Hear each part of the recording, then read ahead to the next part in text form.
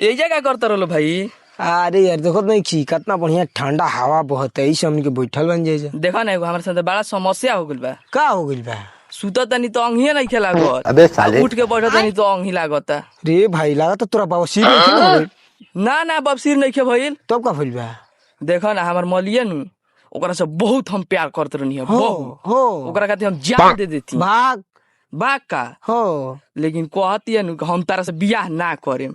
सही में सही भाग बेटा। देख हम तोरा के एगो उपाय बताएं जेमे नु नेता एसपी डीएसपी प्रशासन पूरा या चोट मंगनी पट बिया हो जी तोर। बाग बताओ ना। अरे तो रुक बताओ तैन देख ऊपर काम कर हेने बता।